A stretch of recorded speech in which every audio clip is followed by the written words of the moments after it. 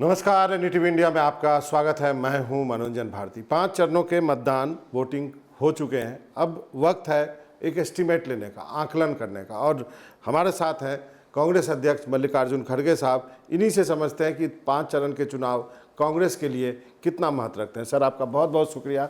Sir, आपने वक्त निकाला इस बिजी शेड्यूल में एनडीटीवी से बातचीत करने के लिए। 5 चरण के बाद आपका क्या एस्टीमेट है इस चुनाव के बारे में? ये हमारी जो इंडिया अलायंस गठबंधन है, ये आगे है।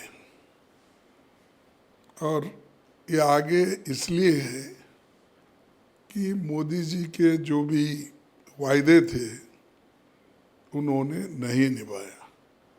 लोग 10 साल से उनका वायदे का इंतज़ार किया, ये वायदे पूरा करेंगे। ये एक है। दूसरा ये है कि आज लोग महंगाई को इतना बड़े पैमाने पे झेल रहे हैं, तो लोग महंगाई से भी परेशान हैं। तीसरा, अनएम्प्लॉयमेंट जो भारी, इससे आज जो नौजवान बच्चे हैं उनको नौकरी नहीं रहने की वजह से वो सड़क पे भटक रहे हैं। चौथा ये है कि डेमोक्रेसी को मजबूत करने के लिए और संविधान को बचा लेने के लिए ये जरूरी है कि बीजेपी सरकार को हटाना। पिछले चुनाव में 190 ऐसी सीटें थी जहां कांग्रेस और बीजेपी का मुकाबला था। उसमें 175 बीजेपी जीती थी, 15 कांग्रेस जीती थी। जैसे राजस्थान, गुजरात, मध्य प्रदेश, इन सब चीज़ों, हरियाणा, तेलंगाना, छत्तीसगढ़। आपको लगता है आप यहाँ पे अच्छा कर रहे हैं? राजस्थान से शुरू करते हैं। नहीं, राजस्थान तो हम बेटर करेंगे इस बार। जब 3 बार हम 0-0 आए, इस बार हम बेटर करेंगे। मतलब तीसरी बार हैट्रिक नहीं हो रही है? हैट्रिक होने भी नहीं देंगे और वहाँ पर हम अच्छे सीट पाने का एक कैलकुलेशन हमने किया है। और उसी तरह मध्य प्रदेश में भी हमको कुछ सीटें मिलेंगी, छत्तीसगढ़ में भी मिलेंगे। महाराष्ट्र और बिहार को लेकर के क्या आकलन है? क्योंकि कहा जा रहा है, देखिए, महाराष्ट्र का ऐसा, लास्ट टाइम हम एक ही सीट आए थे, लेकिन अब महाराष्ट्र विकास आघाड़ी, ये जो हमारी गठबंधन है, महाविकास आघाड़ी, ये गठबंधन अच्छी तरह से वहाँ लड़ रही है। कम से कम 30 सीट तो लेने वाले हैं। और इसके बाद में बाकी के हर स्टेट में हमारी बढ़त है, वो घट रहे हैं। तो इससे आप पता लगाइए कि अपोजिशन एक तरफ विनिंग साइड में है और जो 400 पार वाले डिक्रीजिंग साइड में है। आपके अपने राज्य में क्या स्थिति है? क्योंकि सबका ध्यान है कर्नाटक पे और तेलंगाना पे। देखो, कर्नाटक में हम तो अच्छी सीट लाएंगे, नियरली 50%। तो हमारा टारगेट है 20 का, लेकिन हम कम से कम 50% सीट तो हम लाएंगे। जो रुझान हमको मिल रहे हैं उससे ये जाहिर होगा कि हम बीजेपी को सत्ता पे आने से रोक देंगे। जो शुरुआत आपने की थी इंडिया गठबंधन की, जो पटना की मीटिंग हुई, जो बेंगलोर की मीटिंग में मैं खुद गया था वहाँ रिपोर्टिंग करने के लिए, और एंड ऑफ द डे जो अब जो बिखरा, वो क्या आपको रिग्रेट होता है? नीतीश कुमार को लेकर के, ममता बनर्जी को लेकर के क्या रिग्रेट है इस बात को लेकर के आपको? नहीं, देखिए, ये लोग कभी ना कभी बिखरने वाले थे। और ऐसा कौन सा हुआ? हमने तो हर एक को हमारे घर पे बुला के बातचीत करके वो गठबंधन किया था, लेकिन वहाँ पर वो अपनी अपनी सहूलत दे के सडनली वो अलग हो गए। तो हमारे कोई चिंता नहीं ले, जो लड़ने वाले हैं मजबूत है, आइडियोलॉजिकली कमिटेड है, वो इम्पोर्टेंट है हमको। यदि नीतीश कुमार आपके इंडिया अलायंस में आना चाहें चुनाव के बाद, आप उनका स्वागत है? अब उन्होंने कसम खा के बोल दी है उनको, हमारे मोदी जी को, अब मैं किधर नहीं जाऊंगा, अपने ही यहीं मरूंगा, यहीं ये सत्ता के लालची लोग हैं, आइडियोलॉजी के नहीं। ममता बनर्जी को लेकर थोड़ा कन्फ्यूजन है, उसको साफ करेंगे। अभी उनका एक बयान भी आया था कि बाहर से समर्थन देंगे, अंदर से देंगे, क्या है उसमें? देखेंगे उसके बाद में। अब बार बार उनकी बात करना ये अच्छा नहीं लगता मुझे। जीतने के बाद जो आएंगे आएंगे, अगर नहीं आएंगे देखेंगे क्या करना स्ट्रेटजी। प्रधानमंत्री ने एक अभी इंटरव्यू दिया जिसमें कहा कि इंडी अलायंस में सिर्फ फोटो खिंचाने वाले हैं। क्या विपक्ष के पास कोई साझा एजेंडा, रणनीति है? ये एजेंडा अगर हमारा इलेक्शन मैनिफेस्टो एजेंडा नहीं तो क्या है? हमारे 5 न्याय हैं, हाँ? और अपने 25 गारंटीज हैं। ये सब चीज़ें तो लोगों को देने के लिए हमने ये सब तैयार किया है। ये कांग्रेस का मैनिफेस्टो है? यस, नहीं, कांग्रेस का मैनिफेस्टो है जिसको सहमति सबसे मिली है, और बाद में जो होगा वो मिनिमम प्रोग्राम बैठ के करेंगे। और कोई गठबंधन के लोग अच्छे मुद्दे लाकर कुछ प्रोग्राम तैयार करते हैं तो वो प्रोग्राम इम्प्लीमेंट हो जाएगा, क्योंकि गठबंधन में सभी पार्टी के लोग हैं, सभी विचारधारा के लोग हैं। गठबंधन का चेहरा कौन है, मल्लिकार्जुन खड़गे या राहुल गांधी? देखो, गठबंधन ही डिसाइड करेगी। ऐसा है तो तुम हमारे तरफ कहते हैं लोग, बच्चा पैदा होने से पहले वो कुलाई क्या साइज की होती, तो वो बच्चा तो पैदा होने के बाद ही बोलेंगे ना भाई ये साइज का होना है। वैसा ही गठबंधन के लोग बैठेंगे, लीडर्स बैठेंगे, सोच समझ के देश के हित में करेंगे। ये क्वेश्चन पहले भी था 2004 में, तो मैडम गांधी ने इसको सुलझाया। पूरा अपने खुद त्याग करके जो लोग सक्षम थे उनको बढ़ावा देकर उन्होंने 5 साल पहले किया। 2004 वाली स्थिति तो नहीं है ना सर? अब तो त्याग करने वाली स्थिति नहीं है, अब तो ओनअप करने वाली स्थिति है। राहुल गांधी ने जितना मेहनत किया है, या फिर फेस के रूप में आप क्या कहें? नहीं, मैं वही बोल रहा हूँ ना। देखो, अब गठबंधन में है हम, और इलेक्शन माहौल है और इलेक्शन चल रहा है, तो उसमें ये बातें हम कहकर इलेक्शन को खराब नहीं करना चाहते। आप कहते हैं कि बेरोजगारी मुद्दा है, महंगाई मुद्दा है। लोग बहुत सारे लोग कहते हैं ये तो पहले इलेक्शन से मुद्दा, हर इलेक्शन में बेरोजगारी और महंगाई मुद्दा होता है। जब आपकी भी सरकार होती है तो भी यही मुद्दा लोग उठाते हैं। प्रधानमंत्री ने कहा कि 2015 से पहले सैकड़ों स्टार्टअप होते थे, आज 1.25 लाख हैं। आज 100 यूनिकॉर्न है जो 8 लाख करोड़ रुपए का कारोबार कर रहे हैं। इंटरटेनमेंट इकोनॉमी से हम क्रिएटिव इकोनॉमी की ओर बढ़ रहे हैं। ग्रीन जॉब, ग्रीन हाइड्रोजन में बड़ा उभरता है। आज इतने रोजगार मिलेंगे जिसकी कोई कल्पना नहीं कर सकता। आपका क्या पॉइंट ऑफ व्यू है? देखो,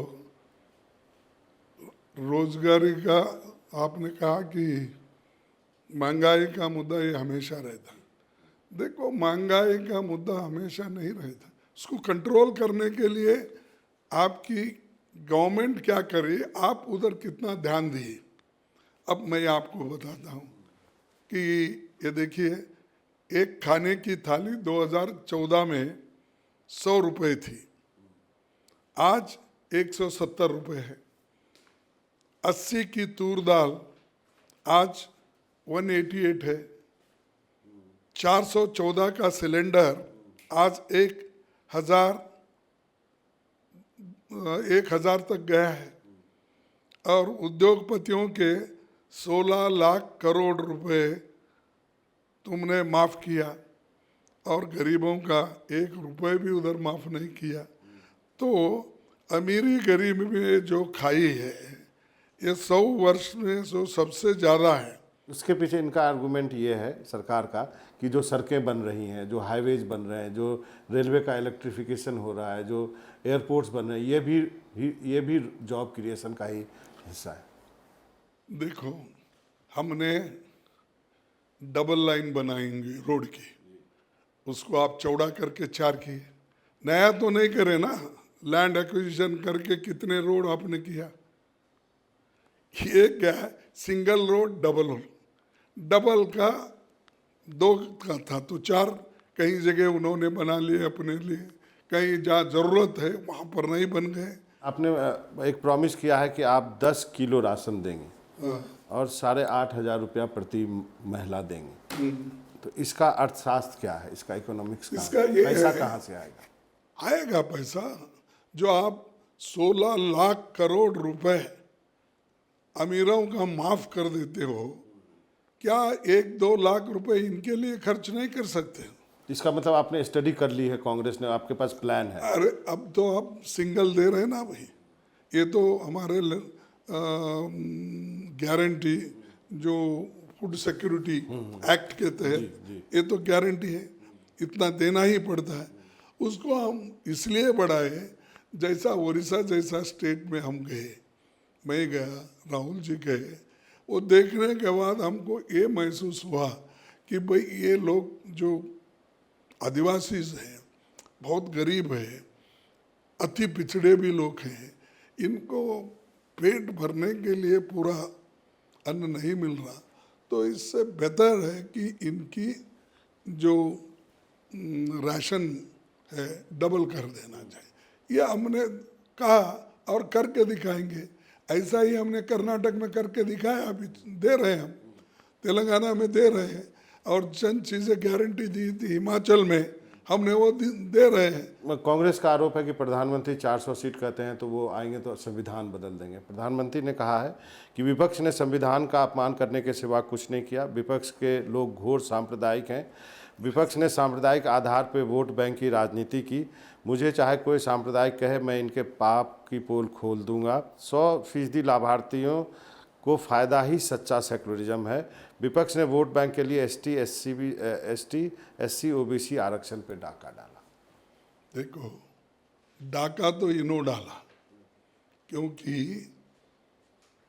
जो लोगों को रिजर्वेशन मिल रहा था, तुमने वो रिजर्वेशन, आपने तो 30 लाख वैकेंसीज खाली थे, अभी भी खाली है, उसको भरने का आपने कोशिश नहीं की, आपने भरने का वो रिफ्यूज़ किया, you are not filling those vacancies.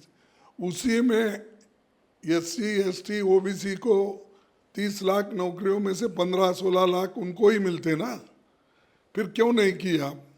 तो रियल जो लोगों को आप फंसा रहे हो और झूठ बोल रहे हो, ये एससी एसटी को ही बोल रहे हैं। और हर यूनिवर्सिटीज़ में वाइस चांसलर के पोस्ट हो या डिपार्टमेंट के पोस्ट, वो भी भर्ती नहीं कर रहे, और किसी schedule caste, schedule tribe, backward class के लोगों को वहाँ पर आप नहीं ला रहे। 2 चीज़ों पे आपका क्लेरिफिकेशन चाहिए। मंदिर पे कांग्रेस आई तो मंदिर पे ताला लग जाएगा, कांग्रेस आई तो मुसलमानों को आरक्षण देगी। ये देखिए, आरक्षण को तो सबको देंगे, जो इकोनॉमिकली वीकर सेक्शंस है, वो पॉलिसी मैटर है, वो आने के बाद अलायंस पार्टीज डिसाइड करेंगे, सबके लिए है। तो क्या मुसलमानों को देना ही बोल के कहीं संविधान में लिखा है क्या? मैनिफेस्टो में हम लिखे हैं। और दूसरी चीज़ क्या है कि आपने पूछा मंदिर पे ताला लगा, मंदिर में, राम मंदिर पे, अयोध्या पे। कोई मूर्ख भी नहीं कर सकता। हम तो इस देश को, खुद कांग्रेस पार्टी 55 साल चलाई, मिली जुली सरकार वाले भी थे, कोई मूर्ख भी ऐसी चीज़ें करेगा नहीं। आपके जो प्रवक्ता छोड़ के गए, उन्होंने कहा कि हमें राम मंदिर से जाने से रोक दिया, हम राम भक्त है, हमें राम के खिलाफ रोक है। दिया? किसको भी रोकना है? देखो, इनविटेशन आया था सिर्फ 2 लोगों को, मेरे को और मिसेस गांधी जी को, और वो ट्रस्ट वालों का है। तुम्हारा क्या है उसमें? आपका क्या है भाई? ट्रस्ट वाले ने ये मंदिर बनवाई, कंट्रीब्यूशन दिए होंगे, सभी लोग दिए हैं, हमारे लोग कांग्रेस वाले दिए हैं, दूसरे दिए हैं। प्रधानमंत्री ने कहा कि कांग्रेस ने अनुच्छेद 356 का दुरुपयोग 100 बार किया। इंदिरा गांधी ने आपातकाल लगाया, राजीव जी ने साहबानों पर सुप्रीम कोर्ट का फैसला पलटा और राहुल गांधी ने कैबिनेट के फैसले को फाड़ा और कांग्रेस हमारे ऊपर आरोप लगाती है कि मैं जो हूँ वो संविधान के खिलाफ हूँ। तुम 50 साल के सब बोलते गए, हम इलेक्शन उस पे लड़ रहे हैं। हम इलेक्शन लड़ रहे हैं मौजूदा स्थिति पे। आपने कीमतें बढ़ाई, आपने अनएम्प्लॉयमेंट ज़्यादा आपके ज़माने में हुआ, आप किसानों का मुद्दा सॉल्व नहीं किया, आपने शेड्यूल कास्ट शेड्यूल ट्राइब के बच्चों के स्कॉलरशिप को भी कम कर दिया, आप जो हकूक दलित पिछड़े लोगों को मिलना वो भी मिलने नहीं दिया, और आपके विचारधारा के लोगों को यूनिवर्सिटीज़ में एजुकेशन में लाकर वो अपनी आइडियोलॉजी के तहत भर रहे हो, इसके खिलाफ हम लड़ रहे हैं। तो आप पिछले के 100 साल का ला के अभी बोलना, ये सब भटकाना है लोगों को। खड़गे साहब, एज ए कांग्रेस प्रेसिडेंट, जब अब ढेर सारे लोग पार्टी छोड़ के जा रहे हो तो आप उसके पीछे क्या वजह मानते हैं? जिनकी विचारधारा मजबूत नहीं, वो लोग चले जाते। और यही विचारधारा अब 2004 में आए तो सब है, 2009 में आए। अब क्या ऐसा हुआ बदल कांग्रेस में जिससे वो लोग नाराज होके चले गए? जो लोग राहुल जी के पीछे ही फिरते थे, वो लोग राम मंदिर का अचानक उनको याद आया, उनको याद आ गया कि हमारे को कोई इम्पोर्टेंस नहीं मिलता। अब क्या बीजेपी में उनको इम्पोर्टेंस मिल रहा है? किसकी पहचान है वहाँ पर? यहाँ पर तो राहुल गांधी जी यंगस्टर्स को बढ़ाने के लिए, उनको प्रोत्साहन करने के लिए उन्होंने हर एक को मिनिस्ट्री दिलाई और हर एक को उन्होंने एक जगह पहचान होने के लिए एक जगह दी। ऐसे लोग बात कर रहे हैं। एक चीज़ और लोग, बहुत सारे लोग जानना चाहते हैं, रायबरेली अमेठी में जो चयन हुआ प्रत्याशी का, कभी कहा गया राहुल गांधी लड़ेंगे, अमेठी लड़ेंगे, रायबरेली, तो अंदर क्या हुआ? आपके साथ कुछ डिस्कशन हुआ होगा? क्या ये अच्छा नहीं होता गांधी परिवार का एक और व्यक्ति अमेठी से लड़ता? ये बहुत सारे लोग कांग्रेसी भी जानना चाहते हैं। देखो, उनको ये चीज़ कैंडिडेट सेलेक्ट करते वक्त हमारी इलेक्शन कमेटी रहती है, और इलेक्शन कमेटी में जो तय होता है उसके तहत हम कैंडिडेट्स को टिकट देते हैं, चलते। और राहुल गांधी जी का रायबरेली में जाना ये इसलिए कि हम बहुत सोच समझकर वहाँ पर टिकट उनको दिया है, क्योंकि वो मैडम सोनिया गांधी जी का जगह खाली था, उसको खाली नहीं छोड़ना चाहिए। राहुल गांधी जी वहाँ से लड़े और उसमें कामयाबी भी उनको ज़रूर मिलती है, और इससे हमको गठबंधन को भी फायदा होता है, क्योंकि उत्तर में एक लड़े तो दक्षिण में, ये पहले भी इंदिरा गांधी जी ने उत्तर और दक्षिण में लड़ती थी, सोनिया गांधी भी लड़ी बल्लारी से और फिर बाद। तो ये जो है हमने सोच समझकर पार्टी के लिहाज से और गठबंधन के हिसाब से उनको कंटेस्ट करने के लिए कहा है। हम पार्टी के वर्कर्स उनको फोर्स करके ये काम किया है। प्रियंका गांधी को आप कैसे असेस करते हैं एज ए लीडर? देखो, ये असेस करने का टाइम अब नहीं है। अब देखो, उन्होंने तो भारी काम कर रहे हैं, हर जगह जा रहे हैं, और मैं तो ये कहूँगा कि जहाँ भी वो जाते हैं वहाँ माहौल बनता है, लोग उभर के आते हैं, बाहर आते हैं। लेकिन पार्टी कैपिटलाइज नहीं कर पाती। पार्टी देखो जितना वो करना चाहिए, वो चाहते हैं उतना तो कर रहे हैं हम, लेकिन उनका एक छवि अलग बना हुआ है और वो लोग भी उनको बहुत पसंद करते हैं, और हर जगह उनका डिमांड है, लेकिन कितने जगह जा सकते हो। तो वो तो अच्छा उन्होंने प्रचार किया और मेहनत की, और इसीलिए मैं उनको धन्यवाद देता हूँ। बहुत बहुत शुक्रिया सर, आपने वक्त निकाला एनडीटीवी से बातचीत करें।